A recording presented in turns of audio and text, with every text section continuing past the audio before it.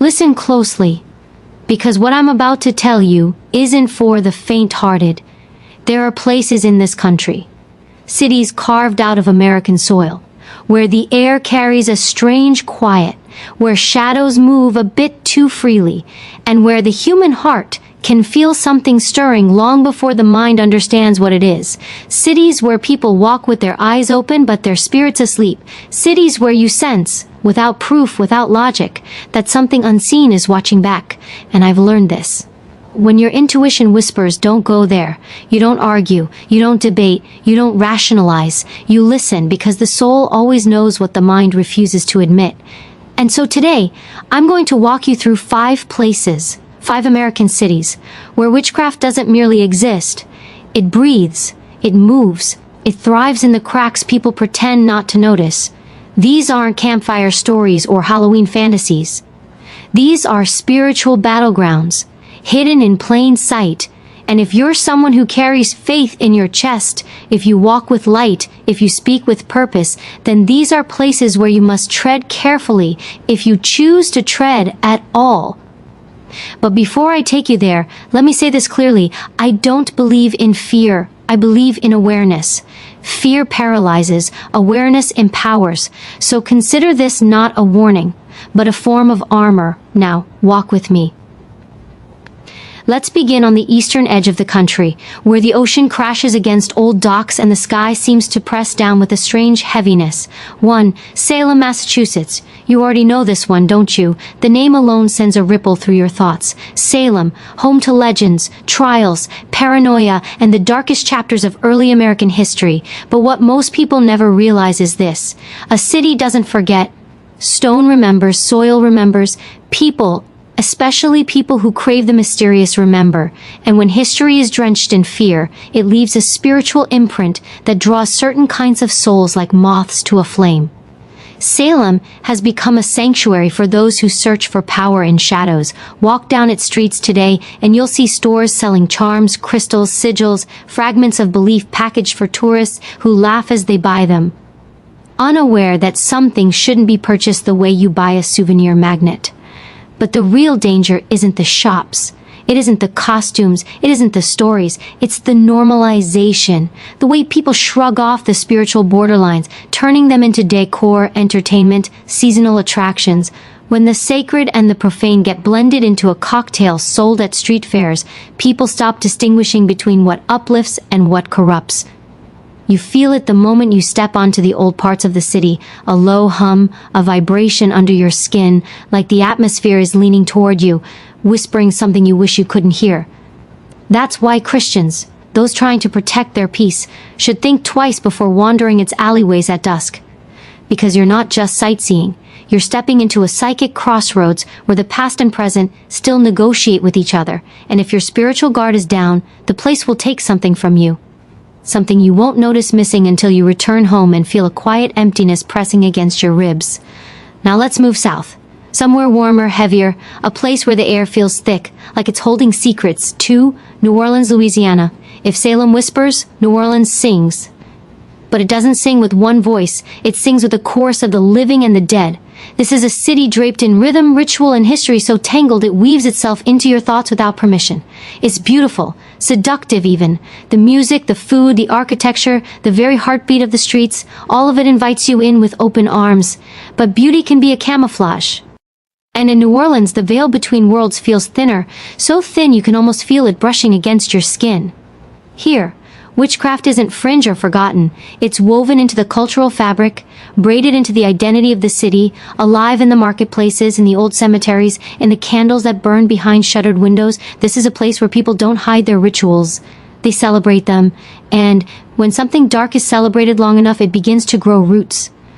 I remember walking through the French Quarter once. Long before sunrise. There was no one on the street except a man sweeping the sidewalk. Yet I felt watched, not by a person, not the peaceful, reflective kind you find in forests or churches, but a silence that feels like something is waiting. Portland wears its strangeness like a badge of honor. People there pride themselves on pushing boundaries, subverting norms, embracing the unconventional, sometimes for creativity, sometimes for rebellion, and sometimes without realizing it for something far more ancient. Because when a city rejects all authority, moral, spiritual, communal, it creates a vacuum, and vacuums always get filled. Here, witchcraft isn't underground, it's mainstream, noticeable, casual, blended into cafes, bookstores, co-ops, weekend markets. It's the kind of city where you can walk into a small shop and find handmade candles sitting next to jars of herbs, next to tarot decks, next to little spells wrapped in twine and sold like artisan snacks. People buy them like they were buying scented soap, not knowing they are carrying home a piece of a belief system that was never meant to be handled lightly. There's something else. Something you feel when you walk at night near the older neighborhoods. The houses look normal, the streetlights glow their soft yellow, the trees sway with an almost gentle rhythm, and yet there's a strange weight to the darkness, a density, like the shadows have layers, not dangerous, just aware, watching you as much as you're watching them. Portland's form of witchcraft isn't dramatic. It's not about big rituals or elaborate ceremonies. It's quiet, subtle, woven into lifestyle, aesthetics, identity. But that subtlety is precisely what makes it powerful, because what you absorb without thinking becomes the hardest thing to remove. Christians stepping into this city often feel a pressure in the chest they can't explain, a spiritual heaviness that seems to follow them, not as a threat, but as an invitation. Come explore, it whispers. Come question, come step just a little outside the boundaries you've known. And that's why Portland belongs on this list. Not because it's loud in its darkness, but because it's gentle. Because it makes the unfamiliar feel harmless, and anything that numbs your discernment is dangerous. Now, for the final city, one many don't expect, yet one that carries a spiritual undercurrent deeper than the skyscrapers that pierce its sky. Let's move east again, back to the steel and glass heartbeat of America, a city that never sleeps because something in it refuses to rest. 5. New York City, New York. New York is a spectacle of ambition, a city built on dreams so loud they echo through alleys, through subway tunnels, through the lit-up windows of buildings stretching into the clouds. Millions of people chasing purpose, power, survival, and where there is hunger, spiritual or otherwise, there is always something eager to feed it. New York houses every belief system imaginable, every ideology, every spiritual experiment, every ritual masked as wellness, empowerment, creativity, self-expression. There's a temple for everything, a teacher for everything, a ceremony for everything. But the danger in New York isn't the diversity, it's the intensity, the sheer saturation of spiritual noise. Every block hums with movement, people manifesting, conjuring, invoking, aligning, awakening, meditating, channeling, experimenting. Some seek peace, others seek control, and some don't understand what they're seeking at all, yet still open doors in the unseen world simply because someone told them it would elevate their energy. People go to rooftop classes under moonlight, chanting words they don't recognize, reciting mantras they don't understand, participating in rituals disguised as releasing ceremonies, empowerment circles, third eye activations, and beneath those rooftop vibes and Instagram aesthetics, something ancient stirs. Walk through Lower Manhattan at night. The wind whips between the buildings like it's carrying secrets. You feel a pulse beneath the concrete, the old world mixing with the new, the spiritual tug-of-war dancing between neon lights and forgotten chapels tucked between apartment blocks. New York is a place where your spirit can get lost without noticing. Not because the darkness is stronger here, but because the distractions are. Christians often don't notice how the spiritual atmosphere shifts. How the city tests you, how it presses, nudges, provokes. It doesn't try to break you, it tries to blur you, blur your discipline, blur your intuition, blur your boundaries, until one day you find yourself participating in something you would have once called dangerous simply because it was packaged beautifully. But here's something I've learned walking through these cities, observing people, studying the subtleties of spiritual influence. Witchcraft isn't always about spells or rituals. Sometimes witchcraft is simply the seduction of power. The belief that you can control life, destiny, emotion, truth without any humility, and cities amplify whatever people bring into them. If you enter with clarity, you feel the distortion. If you enter with confusion, you absorb it. So these 5 cities, Salem, New Orleans, Los Angeles, Portland, New York, they're not evil, they're not cursed, they're not monsters, They're mirrors, spiritual amplifiers. Whatever light you have, these cities test it. Whatever shadow you carry, these cities feed it. And that's why Christians must be careful. Not afraid, never afraid, but aware. Because awareness is what keeps your soul from drifting into places your body never meant to wander. Now, after naming these cities, after exploring their undercurrents and atmospheres, I want to go deeper. Beyond geography, beyond stories, beyond warnings. Because the real question isn't, which city should I avoid?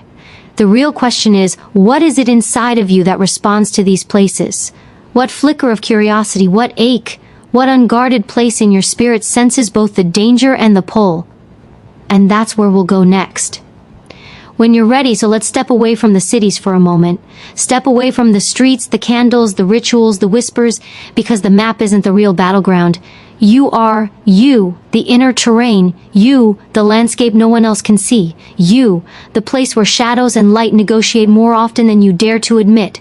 See, every city I named, every one of them is only dangerous if something inside you is already listening, already leaning, already craving something it knows it shouldn't touch. Witchcraft doesn't begin with spells, it begins with hunger. A hunger for certainty, a hunger for power, a hunger for control over the things we're afraid to surrender. And that hunger sits quietly inside all of us, Christians included. Let me ask you something, and I want you to answer honestly in your own heart. Have you ever wished you could control how someone feels about you? Have you ever wanted circumstances to bend in your favor without the struggle? Have you ever longed for revenge, for justice, for clarity, delivered instantly? Have you ever desired a shortcut, a way around the waiting, the praying, the trusting, that door, that desire? That is where witchcraft first speaks, because witchcraft offers power without character, influence without integrity, control without humility. And who, if we're honest, doesn't feel tempted by that sometimes? The real danger isn't the practitioner, it isn't the ritual, it isn't the spell book. It's the part of you that wants to play God with your own life. And these cities, those 5 places, they amplify that whisper, they magnify the ache, they provoke the craving, not because they are inherently evil, but because they are spiritually loud. Witchcraft thrives in environments where people feel unseen, unheard, unrooted, where loneliness moves like fog, where ambition burns like wildfire, where desire outpaces discipline, and some cities are built like amplifiers for human longing. Salem makes you curious, New Orleans makes you enchanted, Los Angeles makes you hungry, Portland makes you numb, New York makes you restless. Each one plays a different note inside the human heart. Each one awakens a different shadow. But here's where it gets interesting. Because the question isn't, why are these cities infested with witchcraft? The question is, why are people so drawn to it? And I'll tell you why. Because human beings fear the unknown. And witchcraft promises a map. Because people feel powerless. And witchcraft promises control. Because people feel wounded. And witchcraft promises protection. Because people feel invisible. And witchcraft promises identity. Because people feel lost. And witchcraft promises meaning.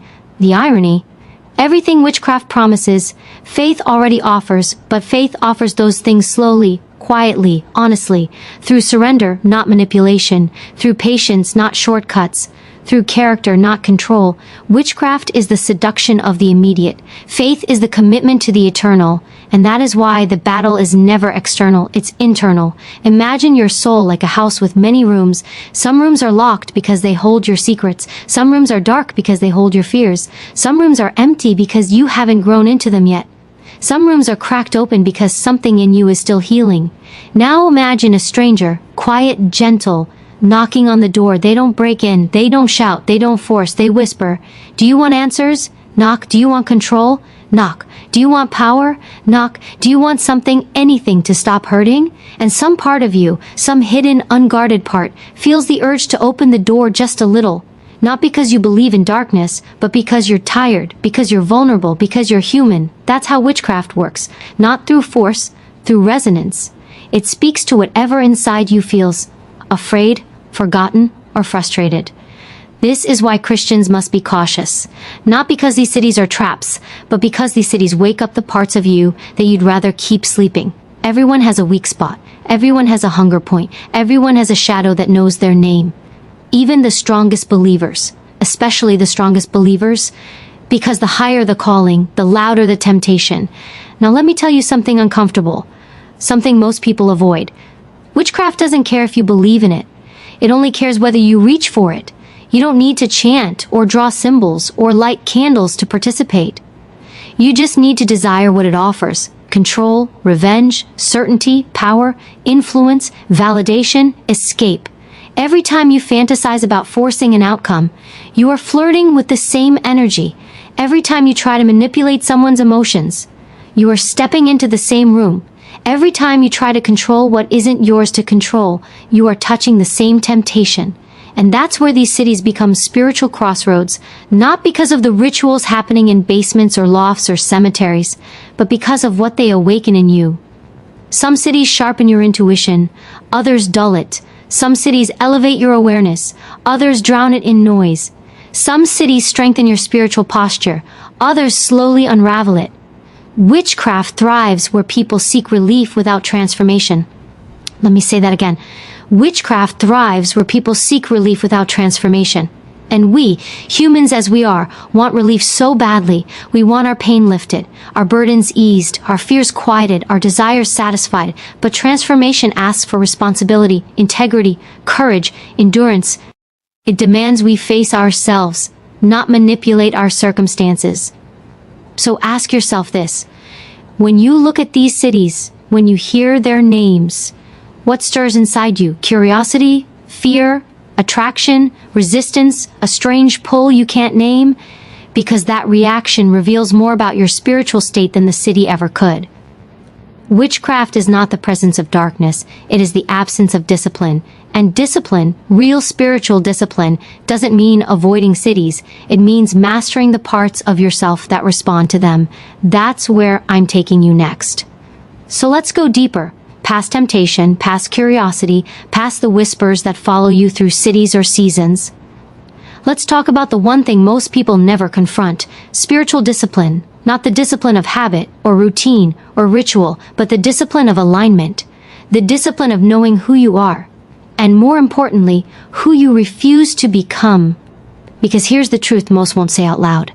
Witchcraft doesn't overwhelm disciplined people. It overwhelms distracted people, people who have lost their center, people who let their emotions run ahead of their wisdom, people who confuse desire for destiny, people who try to fill spiritual emptiness with shortcuts. The cities I mentioned, Salem, New Orleans, Los Angeles, Portland, New York, they don't create weakness. They expose it. They reveal where your spiritual posture has slouched. They reveal where your boundaries have grown thin.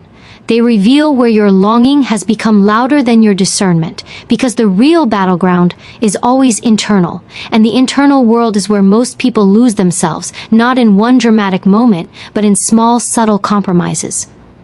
One unchecked emotion, one ignored intuition, one desire entertained for a little too long. You rarely fall all at once. You drift, and drifting is the most dangerous spiritual motion, because it feels like nothing at all.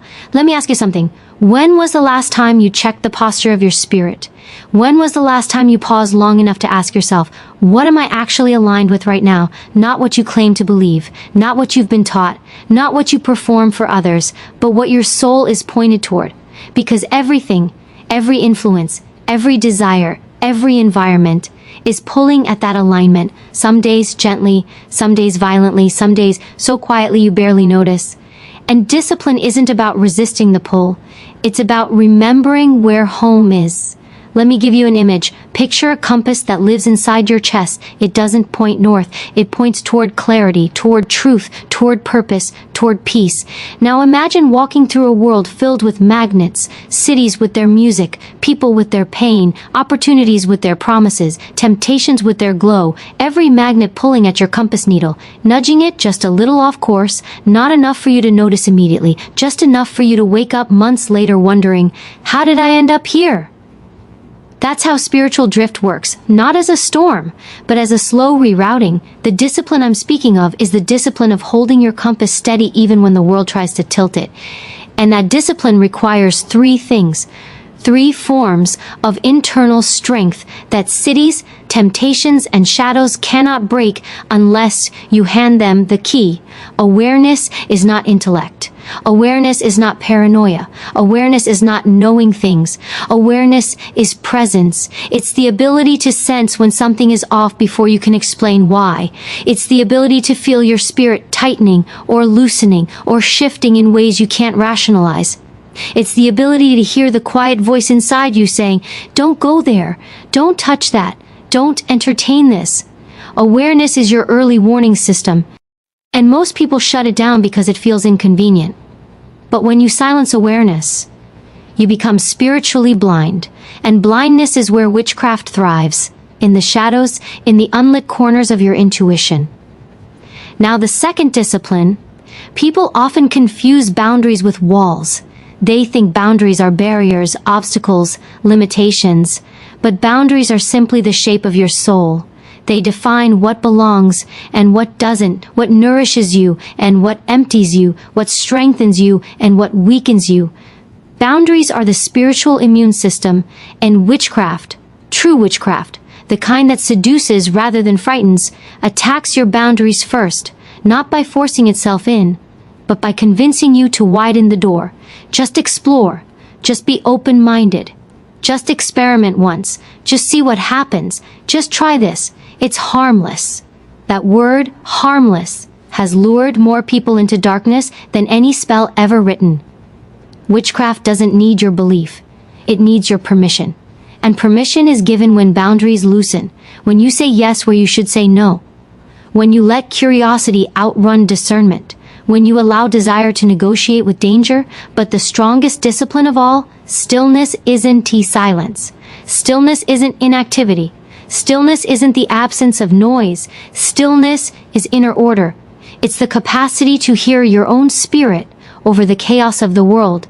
It's the ability to pause before reacting, breathe before deciding, listen before acting.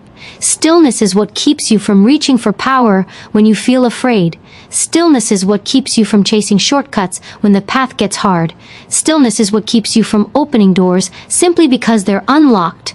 Stillness protects you from your impulses. Witchcraft depends on impulsive souls, souls who move too quickly. It offers the illusion that you can control what was never yours to control. But let me tell you something the world tries very hard to make you forget.